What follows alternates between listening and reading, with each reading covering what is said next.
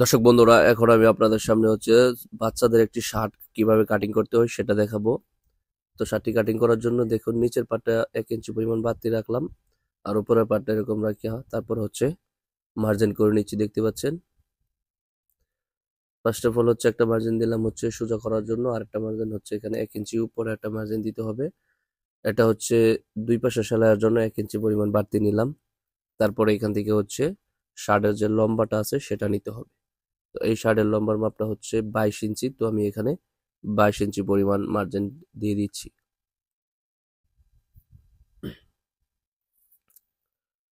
তো তারপর মার্জিনটাকে লম্বা করে দিতে হবে। এরপরে শোল্ডার ডাউন 2 ইঞ্চি পরিমাণ দিতে হবে। আর এখানে শোল্ডার ডাউনের মার্জিনটা লম্বা করে নিচ্ছি, দেখতে পাচ্ছেন।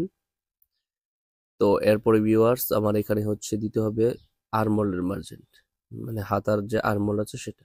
তো আমি হাতার আর্মহোল নিব 6.5 ইঞ্চি। তো এটার বডি 32 ইঞ্চি, ঠিক আছে।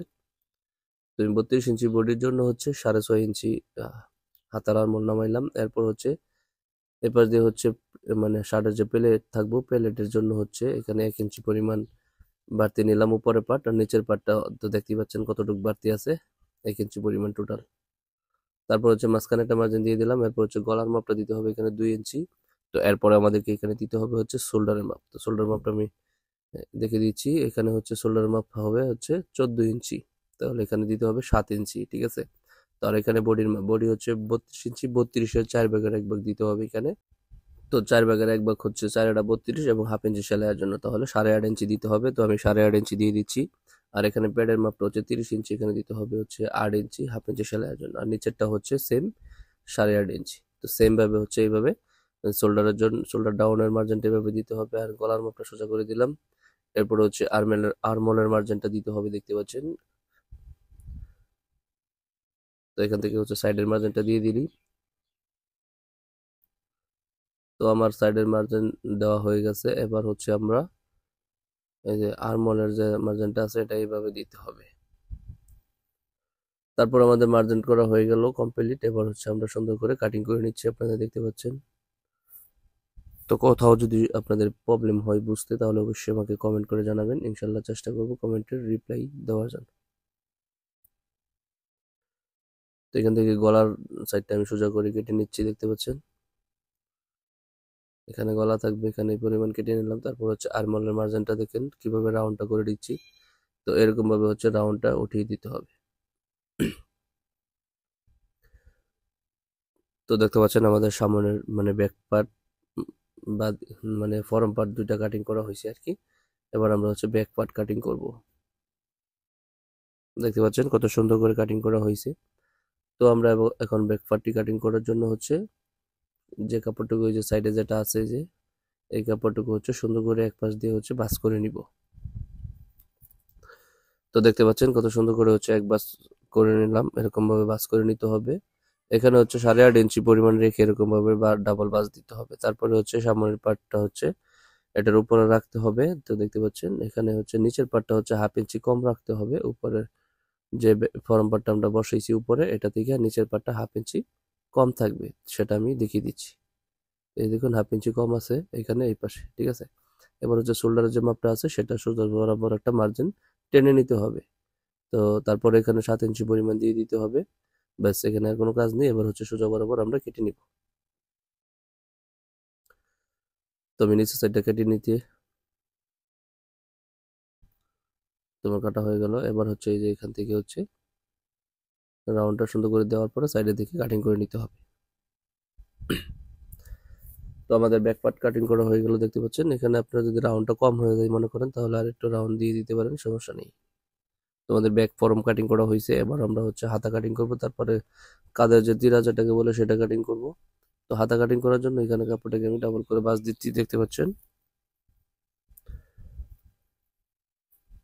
তো একটু আয়রন করে সোজা করে নিচ্ছি, যাতে করে কাপড়টা কাটিং করতে আমার সুন্দর হয়। তো ফার্স্ট অফ অল আমাদেরকে একটা মার্জিন করে দিতে হবে হাফ ইঞ্চি পরিমাণ সেলাইয়ের জন্য। এরপরে 3.5 ইঞ্চি পরিমাণ হাতার রাউন্ড শেপ দিতে হবে এখানে। আর এখান থেকে হাতার লম্বা মাপটা নিয়ে নেবেন।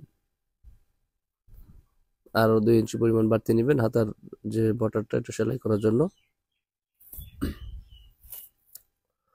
তো এখানে হচ্ছে 7 ইঞ্চি পরিমাণ দিয়ে দিতে হবে। আর এখানে হচ্ছে মুখের যে মাপটা আছে 10 ইঞ্চি, তো 10 ইঞ্চি দিলাম, মানে 5 ইঞ্চি, 5.5 ইঞ্চি দিয়েছি আর কি, 1/2 ইঞ্চি সেলাই যাবে। বেশ, আমাদের মার্জিনটা হয়ে গেছে। এবার আমরা হচ্ছে হাতা কাটিং করে নিব। তো হাতা কাটিং করার পরে হচ্ছে হাতায় তালপাট কাটিং করতে হয়, সেটা দেখাবো এখন। হাতাটি কাটিং করে নিই, আপনারা একটু মনোযোগ সহকারে দেখতে থাকুন। সম্মানিত দর্শক বন্ধুরা, আপনারা এই প্রতিনিয়ত এরকম ভিডিও দেখতে পাবেন, অবশ্যই আমাদের চ্যানেলটিকে সাবস্ক্রাইব করে আমাদের সাথে থাকবেন। তো চাইলে অন্যান্য ভিডিও আমাদের দেখতে পারেন, আমাদের এই চ্যানেলে অনেক সুন্দর সুন্দর ভিডিও আপলোড করা আছে। তো হাতার তালপাট কাটিং করার জন্য আমি কাপড়টাকে ওপেন করে নিলাম, তারপরে যে এই পাশ দিয়ে হচ্ছে এরকম ভাবে হচ্ছে তালপাট কাটিং করে নিতে হবে। ব্যাস, দেখতে পাচ্ছেন। যদি মনে করেন যে তালপাটটা একটু কম হয়ে গেছে, তাহলে আর একটু ডাবিয়ে নিতে পারেন, সমস্যা নেই। তো দেখতে পাচ্ছেন এখন রাউন্ডটা অনেক সুন্দর হয়েছে। তো এরকম ভাবে হাতায় তালপাট কাটিং করতে হয়।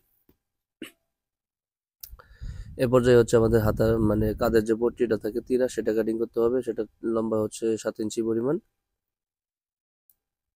মানে শোল্ডারের মাপ যত এখানে ততই তো কাটিং করতে হবে, তাই না? এখানে 7 ইঞ্চি দিলাম। এরপর হচ্ছে এটা চৌড়াটা দিলাম হচ্ছে 4 ইঞ্চি পরিমাণ, 4 ইঞ্চি।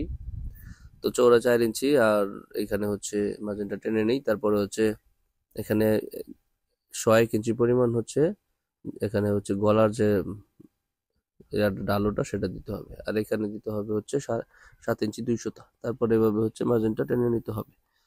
তো দর্শক বন্ধুরা, এখানে হচ্ছে 2.5 ইঞ্চি দিতে হবে গলার মাপটা।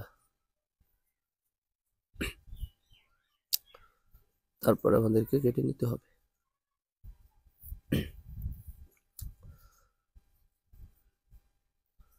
তো এই পাশ দিয়ে কিছু কমিয়ে নিলাম। এখানে একটা মিডল পয়েন্টে মার্জিন দিয়ে দিবেন। তো দেখতে পাচ্ছেন তিরাটা কত সুন্দর হয়েছে কাটিং করা। তো সম্মানিত ভিউয়ার্স, এ পর্যায়ে হচ্ছে আমাদের শার্টটি কাটিং করা হয়ে গেছে। আশা করি ভিডিওটি আপনাদের কাছে অনেক ভালো লাগছে। ভিডিওটা ভালো লাগলে সবাই ভিডিওতে লাইক, কমেন্ট, শেয়ার করবেন এবং ইউটিউব চ্যানেলটিকে সাবস্ক্রাইব করে নেবেন। আর যারা ফেসবুক পেজ থেকে ভিডিওটা দেখবেন, অবশ্যই আমাদের পেজটি ফলো দিয়ে রাখবেন। তো আজকের মতো এখানে বিদায় নিচ্ছি। দেখা হচ্ছে নেক্সট ভিডিওতে। সে পর্যন্ত সবাই ভালো থাকুন, সুস্থ থাকুন। আসসালামু আলাইকুম ওয়া রাহমাতুল্লাহ।